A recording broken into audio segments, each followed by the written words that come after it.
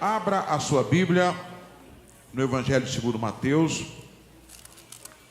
Eu quero trazer uma palavra para a igreja nessa oportunidade, até considerando que hoje, após o nosso culto, como fazemos todos os meses, teremos a nossa reunião de membros, que temos todos os meses. E o tema que nós vamos abordar aqui nessa oportunidade tem muito a ver, do ponto de vista explicativo, com o que nós vamos falar. Mateus 18, assim nos diz, foi o texto que nós lemos na leitura bíblica inicial desse culto. Naquela mesma hora chegaram os discípulos ao pé de Jesus, dizendo: quem é o maior no reino dos céus? E Jesus, chamando uma criança, a pôs no meio deles, e disse: em verdade vos digo, que se não vos converterdes e não vos fizerdes como crianças, de modo algum entrarei no reino dos céus. Portanto, aquele que se tornar humilde, diga comigo, humilde, como esta criança, este é o maior no reino dos céus. E qualquer que receber em meu nome uma criança, tal como esta, a mim me recebe. Mas qualquer que escandalizar um desses pequeninos que creem em mim, melhor que fora que se lhe pendurasse ao pescoço uma mor de azenha e se submergisse na profundeza do mar. Ai do mundo por causa dos escândalos, porque é mistério que venham escândalos, mas ai daquele homem por quem o escândalo vem.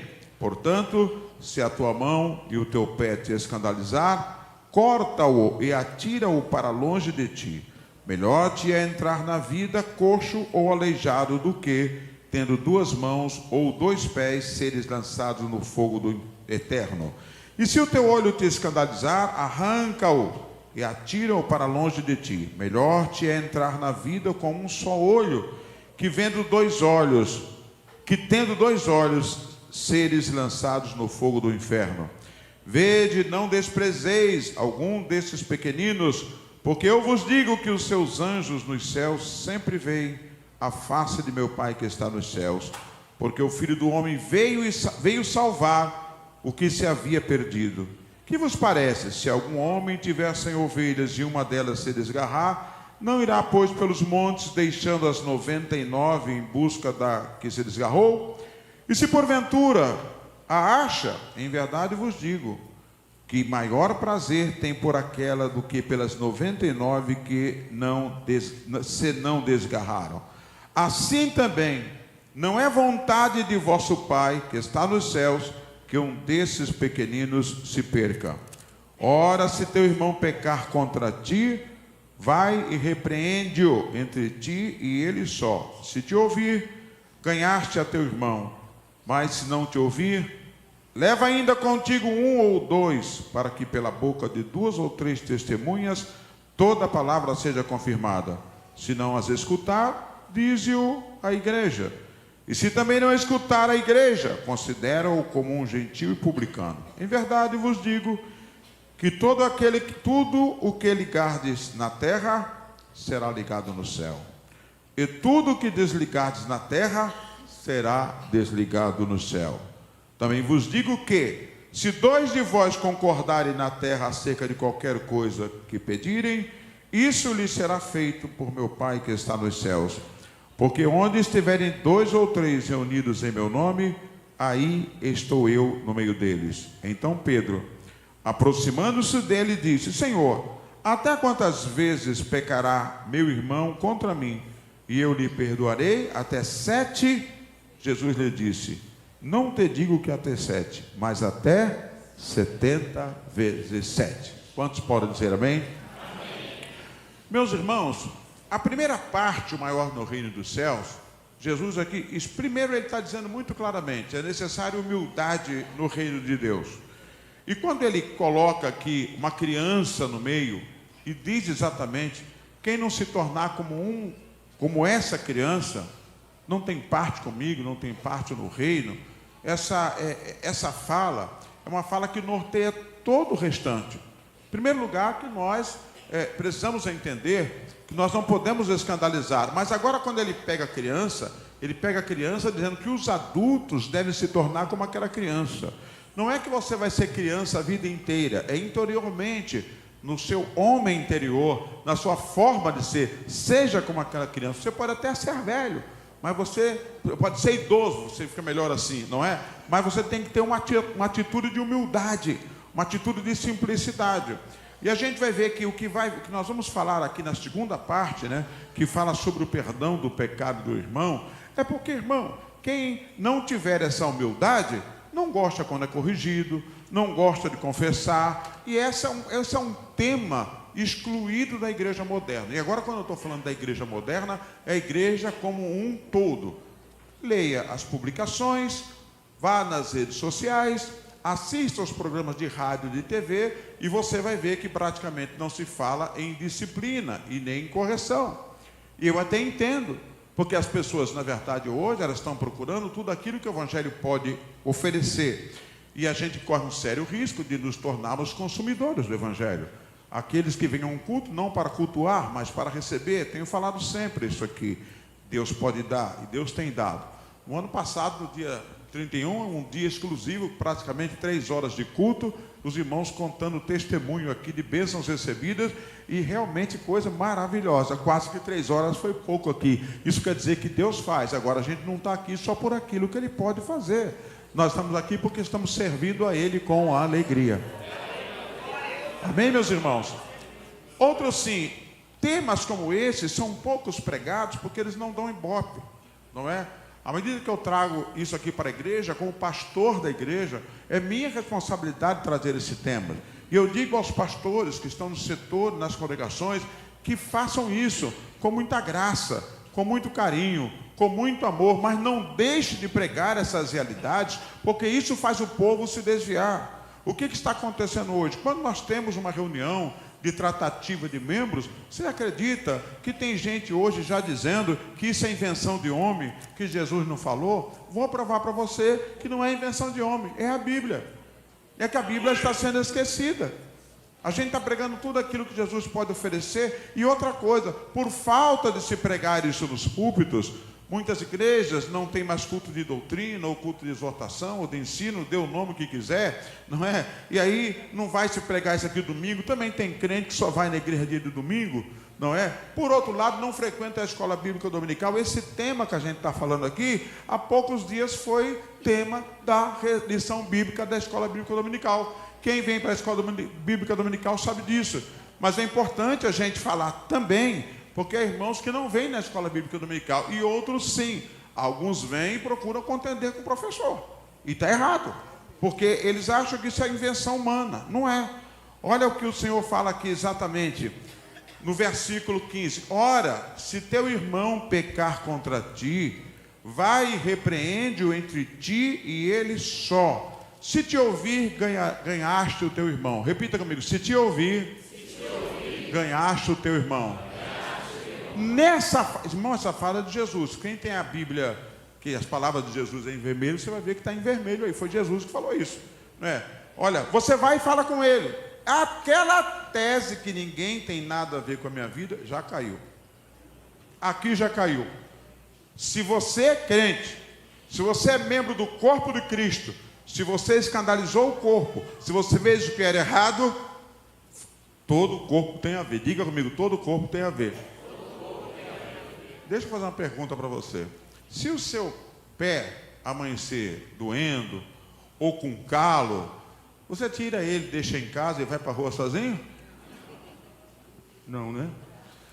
Se o braço trinca, quebra, ou tem uma fissura qualquer, você vai no médico, coloca lá um gesso, uma tipóia, né? Assim que diz o nome, né? Uma tipóia, e leva ele para tudo quanto é lugar. Doente, amarrado, pendurado, mas leva, porque faz parte do corpo.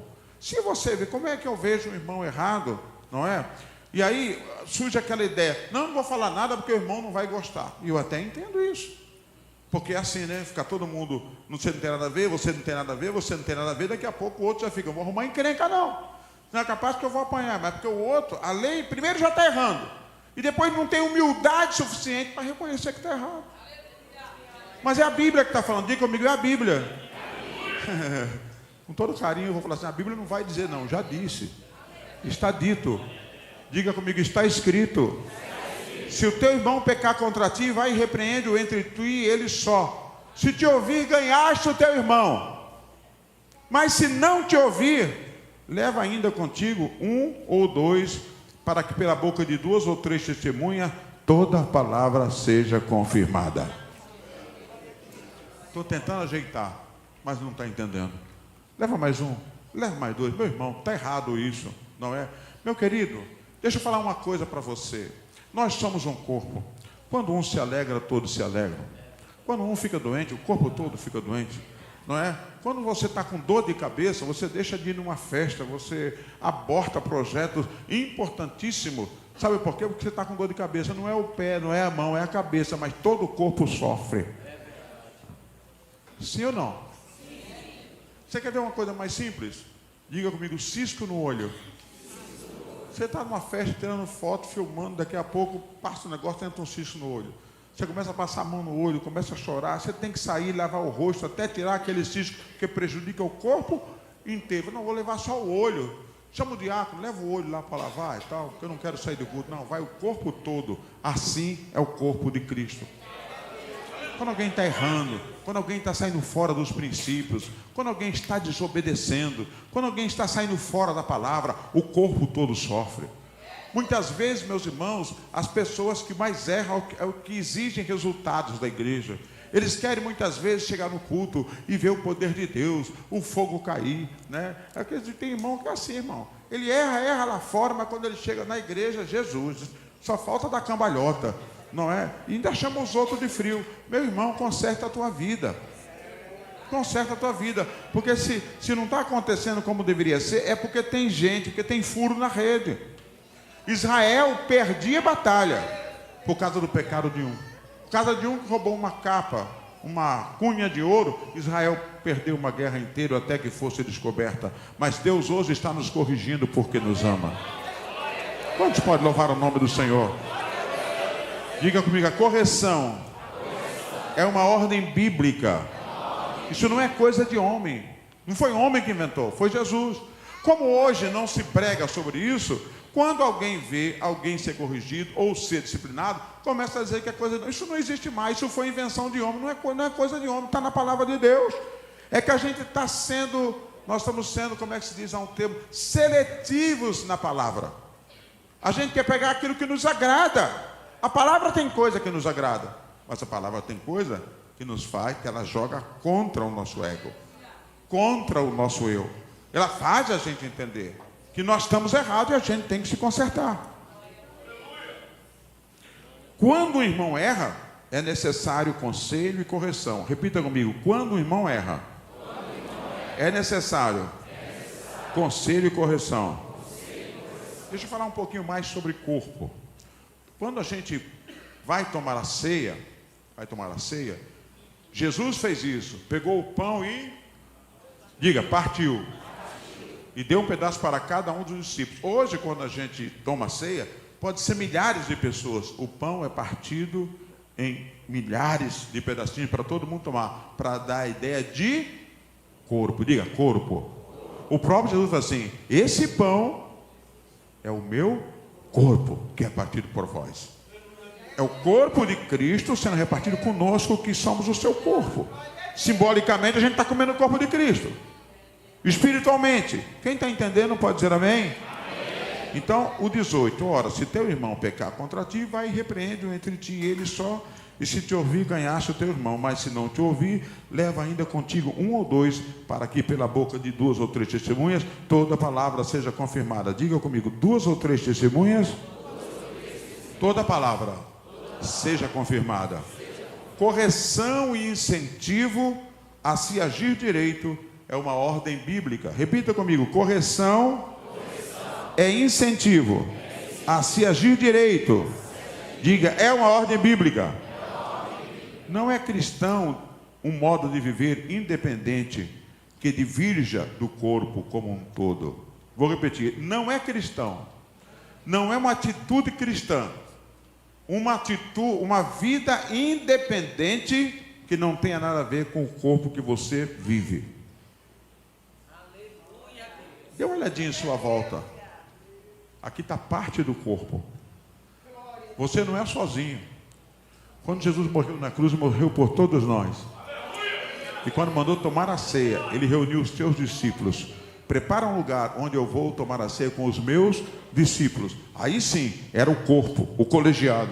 Eu sempre chamo a atenção que quando Jesus multiplicou pão e peixe, ele podia aproveitar aquele momento e instituir a ceia. Mas ali, irmão, tinha gente só interesseira. Gente que não tinha nada a ver com nada, estava ali só para comer. Igual hoje tem gente que quer só bênção na igreja, milagre. Eles aí não deveriam tomar a ceia. Mas no dia da ceia aparece tanta gente, irmão. Esses dias eu entrei, o estacionamento estava hiperlotado. Falei, será que vai ter lanchinho hoje aqui? Corpo é compartilhar. Corpo é orar junto. Corpo é louvar junto. Corpo é adorar junto. Corpo é o teu modo de vida segundo a palavra. Você pode apertar a mão do irmão e falar assim: nós somos o corpo de Cristo. Não, pastor, aqui, mas ninguém tem nada a ver comigo. Papapá. Você está errado, irmão. Você está junto, mas não está arraigado. Você está junto, mas não está concatenado. Você está junto, mas ainda não está enxertado. Deus está chamando hoje você para ser enxertado. Enxertado. Quando você é enxertado, aleluia, a seiva que está na raiz vem para você. A seiva que está nos troncos. Aí você começa a entender, seu irmão. Aí você começa a entender a palavra. Agora, se ficar junto, meu irmão, é a coisa mais fácil de cair. Correção e incentivo a se agir direito é uma ordem bíblica. Não é cristão modo de viver independente, que divirja do corpo como um todo. Vamos ler Hebreus capítulo 3, versículos 13 a 15. Eu gostaria que você lesse. Talvez a comunicação possa colocar na tela aí para facilitar ainda mais. Hebreus 3, versículos 13 a 15. Vamos ler todos juntos? 1, 2, 3. Antes, exortai-vos. Durante o tempo que se chama hoje, para que nenhum de vós se endureça pecando no pecado. 14. Participantes de Cristo.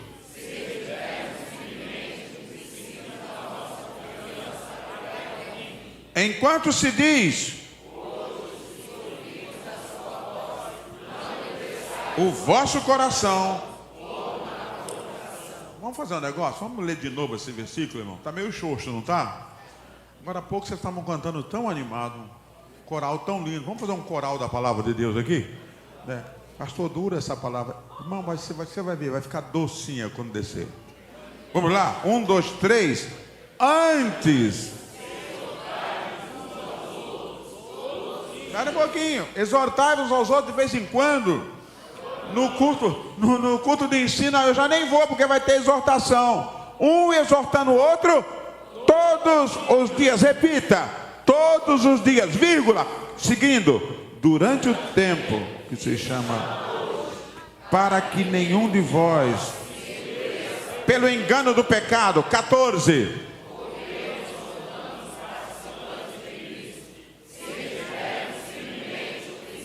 Da nossa confiança até o fim. E o 15.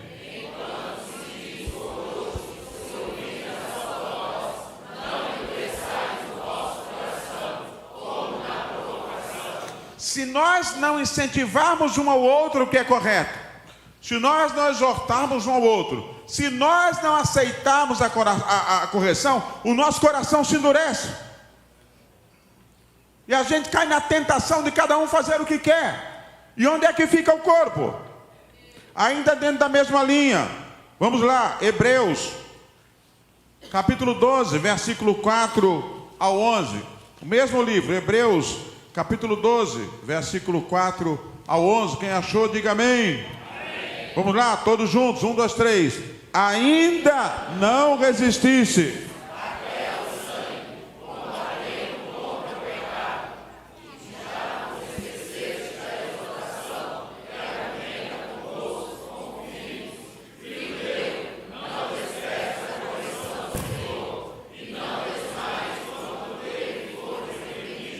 Porque o Senhor corrige. Se suportais a correção, Porque que filho há a quem o pai não corrija? Mas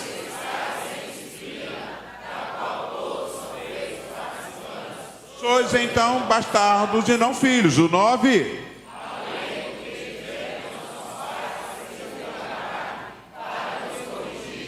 E nós os reverenciamos.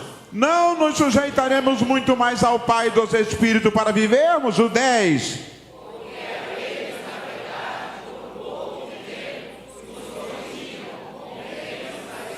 Mas este, para nosso proveito, para sermos participantes da sua santidade. E o 11.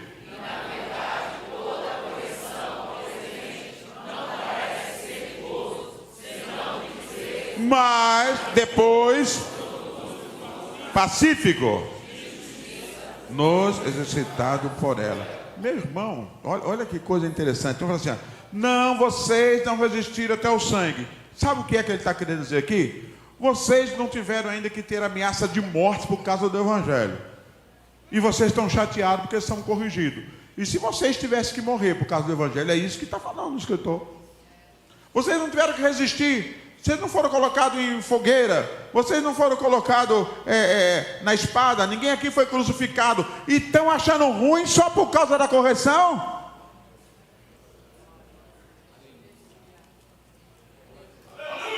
Fala com esse irmão, o que é pior? Não é melhor ser corrigido? E ir para o céu? Toda correção, a princípio, toda, não é boa.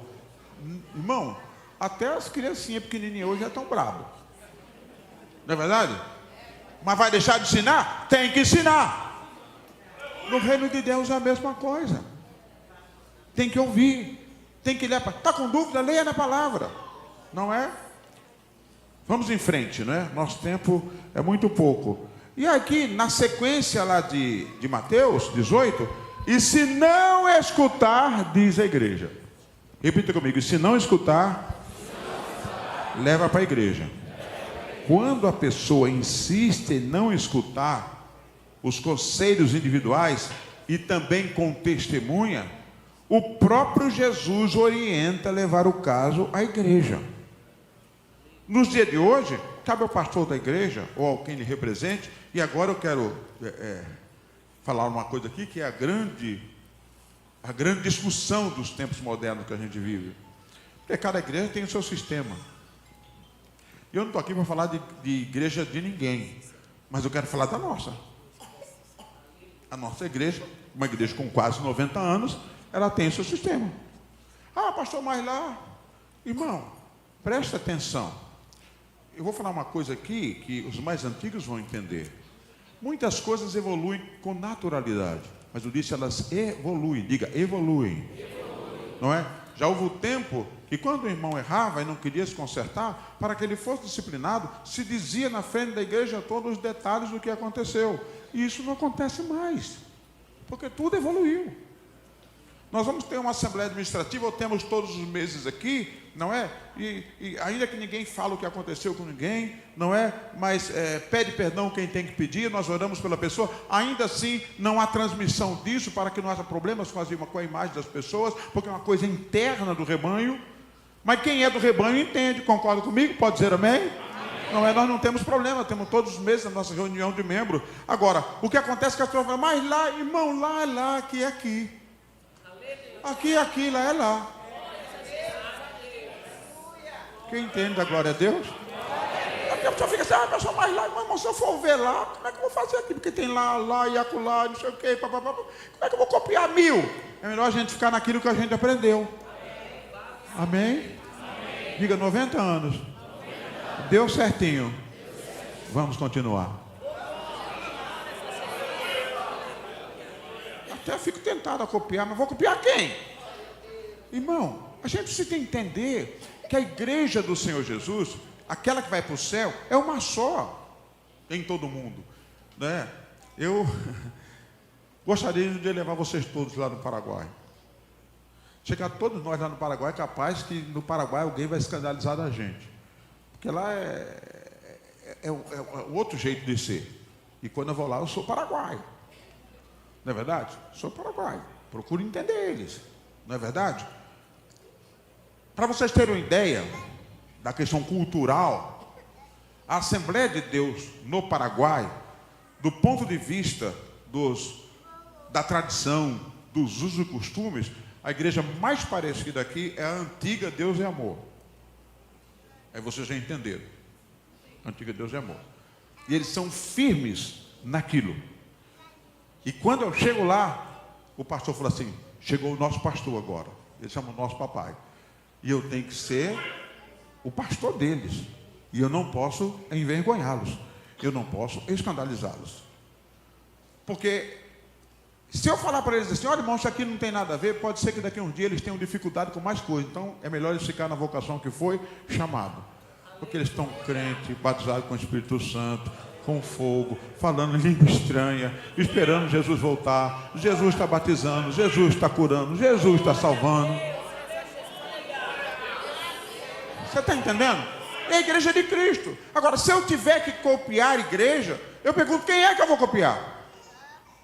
Tem coisas, amados, que são fundamentos bíblicos. E tem coisas que são identidade. Quem entendeu pode dizer amém? Será que a gente entende o que é isso? Tem coisas tão simples, amados, que tem gente que começa a mudar. Não, pastor, isso é coisa de homem. A nossa saudação é a paz do Senhor. Dá para você dar a paz do Senhor para o irmão aí?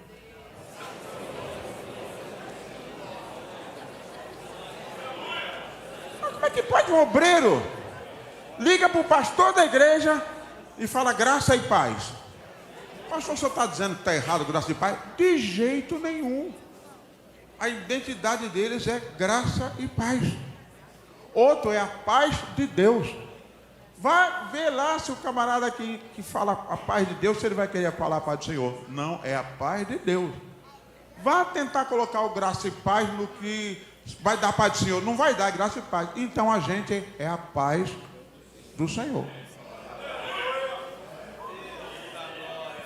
Simples assim. Eu não pedi para Deus para nascer assembleano, mas nasci. E aqui é a paz do Senhor. Então lá é lá, aqui é aqui, meu irmão. Nós precisamos entender que essas discordâncias sobre o que é pecado e não é pecado não pode afetar a nossa comunhão. Não pode afetar a nossa comunhão. Porque existem coisas, amados, que ela não é determinantemente um pecado, mas dentro de uma comunidade, e quando eu falo comunidade, eu falo de corpo, de igreja, é a tratativa que sempre teve. Por que você agora vai ser diferente? Tem irmãos que gostam de ser diferente, né? Ele chega na igreja com uma melancia na cabeça e uma vela dentro. Ele quer que eu mostre na Bíblia onde é que está escrito que uma melancia na cabeça com uma vela dentro é pecado. Não está escrito isso. Mas tem outra coisa que eu vou ler para você, que é a mesma coisa que tivesse escrito isso. Mas é pecado, pastor? Onde é que está escrito na Bíblia? Vamos ler? Abra sua Bíblia, 1 Coríntios, capítulo 1. Versículo 3 a 13. 1 Coríntios, capítulo 1, versículo 3 a 13. Sobre a discordância entre o que é e o que não é pecado, do ponto de vista bíblico. Quem achou, diga amém. Amém. Vamos ler? Vamos colocar na tela. 1, 2, 3.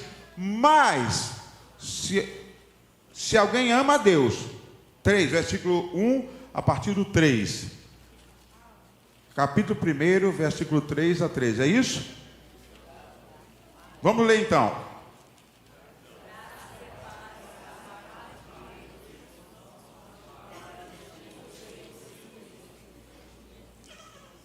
Será que eu marquei errado aqui? Vamos corrigir. É verdade? 1 Coríntios. Mas se alguém ama a Deus, esse é conhecido dele. O 4. Assim que, quanto ao comer das coisas sacrificadas aos ídolos,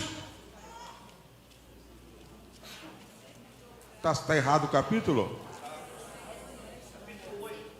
Capítulo 8. Perfeito, amado, obrigado. Capítulo 8, versículo 3 ao 13, isso. Capítulo 8, isso, está errado o capítulo. 1 Coríntios, capítulo 8, versículo 3 ao 13. Vamos ler todos juntos? Na tela, 1, 2, 3. Mas, se alguém ama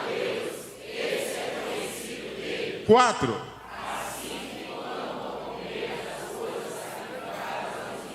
Sabemos que o ídolo nada é no mundo e que não há outro Deus, senão um só. O 5. Que se chamam deuses, quer no céu, quer na terra, como há muitos deuses e muitos senhores. 6. O Pai, e para quem nós vivemos, é um só Senhor, Jesus Cristo, pelo qual são todas as coisas, e nós por Ele. O 7.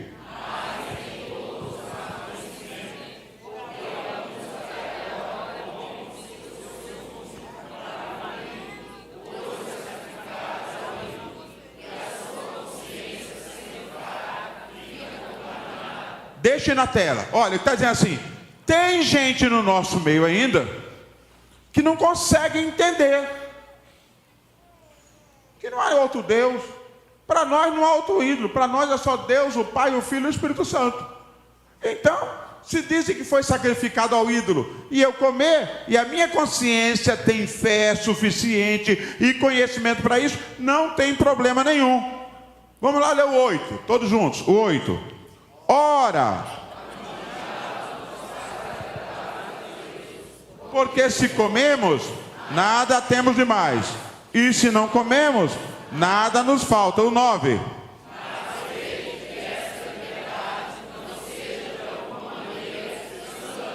Leia de novo o 9, outra vez. Mas vede.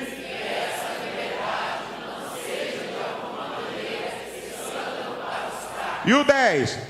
Porque que vir a ti, que tem ciência, mais sábio,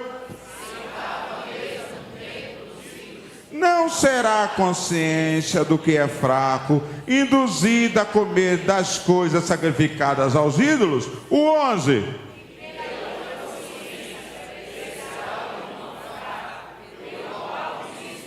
E o 12. Ora, contra os... Espera um pouquinho só. Olha que interessante. Lembra que eu falei no começo? Essa vida independente não existe. Não, mas o negócio é com Deus. Não. Ora, pecando assim contra os irmãos. De novo, leia comigo. Ora, pecando assim contra os irmãos, pecais contra Cristo. O 13.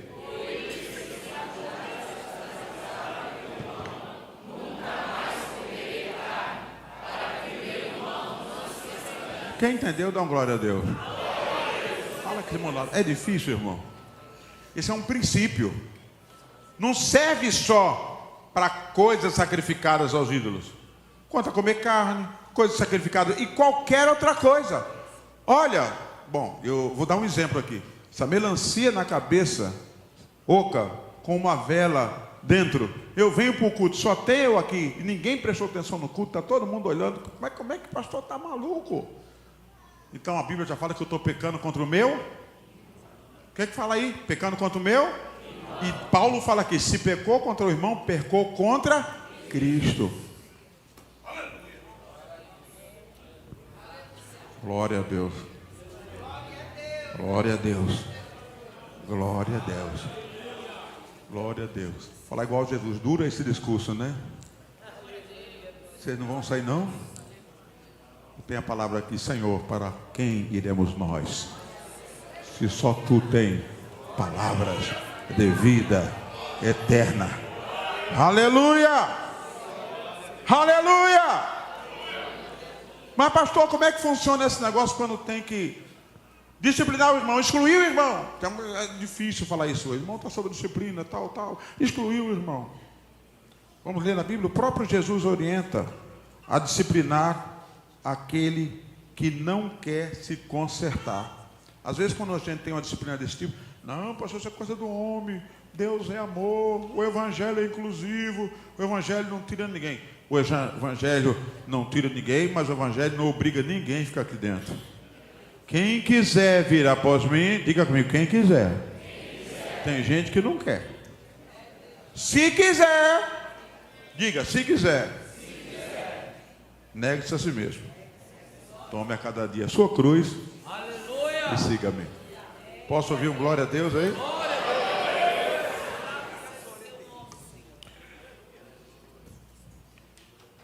Está escrito no texto que nós lemos lá em cima. Repita comigo.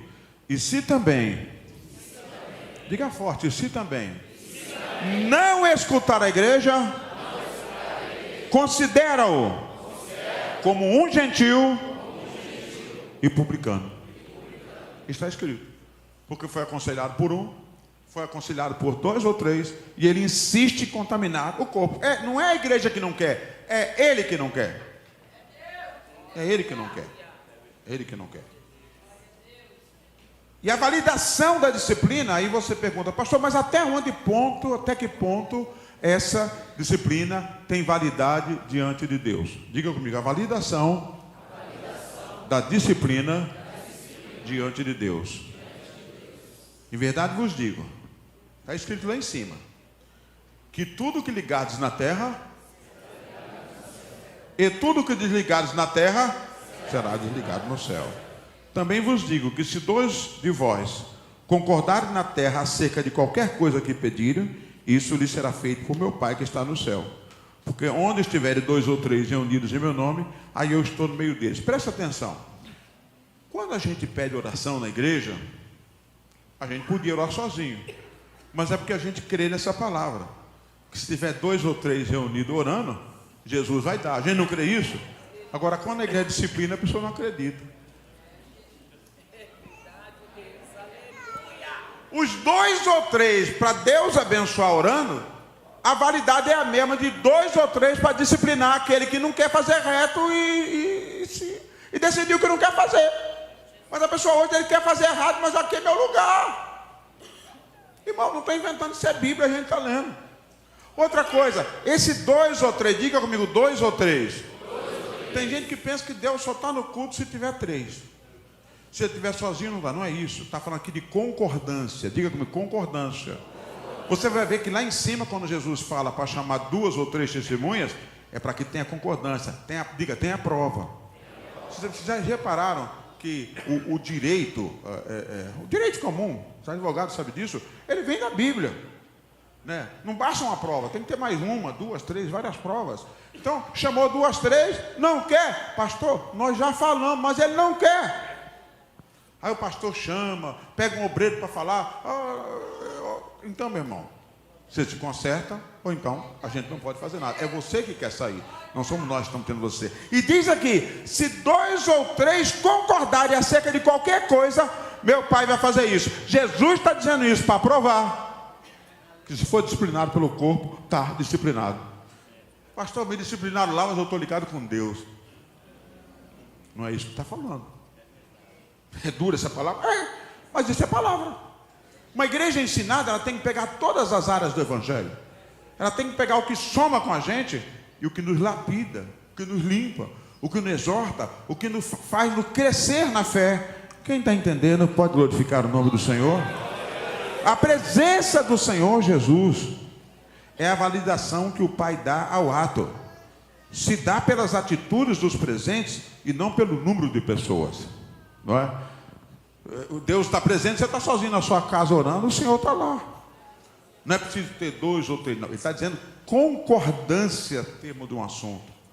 Não quer mais, não quer saber mais. Se 2 ou 3 concordaram, a Assembleia da Igreja, o corpo de Cristo concordou, a pessoa precisa entender, eu errei, preciso me arrepender e preciso me consertar. E para terminar, aí também tem irmão que fica, mas pastor, esse irmão já foi não sei quantas vezes, a gente levantou, isso é muito bobo, pastor. Quem é o pastor que já não viu isso? A gente não é bobo não, é o que a Bíblia manda. Aí Pedro já falou, mas assim, pastor, Senhor, se ele errar, e aí a gente perdoa, aí ele erra, pede perdão de novo, 7 vezes está bom, Jesus? Não, meu filho, 70 vezes 7. Aí tem irmão que gosta de errar muito, falou assim, pastor, é só 490? Não, é indefinidamente. 7 é o número, qualquer pastor já ouviu isso, né? Aí ele nota, quanta disciplina teve? 489, tem que me ligar, porque se der 491 não dá mais. Não, irmão, não é isso.